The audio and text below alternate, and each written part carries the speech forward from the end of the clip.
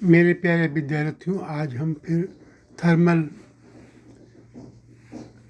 Physics के ऊपर कुछ प्रश्न हल करेंगे और साथ ही साथ कुछ थ्योरी भी हम उसमें अंकित करेंगे जिनको आप पढ़ करके अच्छे नंबर प्राप्त कर सकते हैं।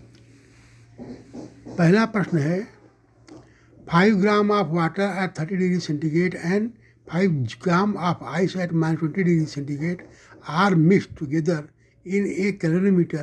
Find the final temperature of mixture water. Equivalent of the calorimeter is negligible. Specific heat of ice is 0.05 calorie per gram. Latent heat of ice equal to 80 calorie per gram की। Suppose किया कि final temperature हमारा theta है, तो hence heat last by water and heat given by ice, इनमें हमने value put कर दिया है। 5 × 1 × 30 minus theta equal to 50 minus 5 theta हो गया। हीट गिवन बाई आइस में क्या होगा, 5 × 0.05 0.5 × 0 minus 20। This is very important. 0 में से माइनस करेंगे तो प्लस हो जाएगा। ये हो जाएगा हल करने के बाद 450 प्लस 5 थीटा, तो ये आपका हो जाएगा 450 प्लस 5 थीटा के। इसको आप अगर हल करेंगे तो ये आपका आ जाएगा -300/110 बराबर -30 डिग्री सेंटीग्रेड की।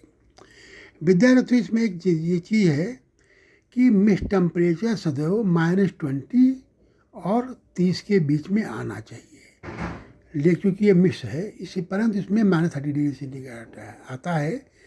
-33 डिग्री सेंटीग्रेड जो आपका टेम्परेचर आ रहा है, इसका मतलब है ये पॉसिबल नहीं है। This is not possible because the final temperature must be between 30 degree centigrade and -20 degree centigrade. The interpretation is that whole ice will not melt and so the final temperature will be 0 degree centigrade. इसमें हमने isothermal और adiabatic के कुछ definition दी हुई हैं, इनको आप ध्यान से देख लीजिएगा, जो आपके कुछ थ्योरी के काम में आएंगे और एग्जामिनेशन में भी काम में आ सकते हैं।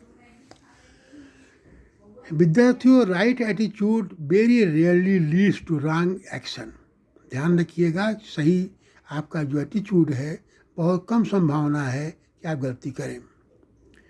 A cylinder with A movable piston contains 3 moles of hydrogen at STP, standard temperature and pressure. The walls of cylinder are made of heat insulator and the piston is insulated by having a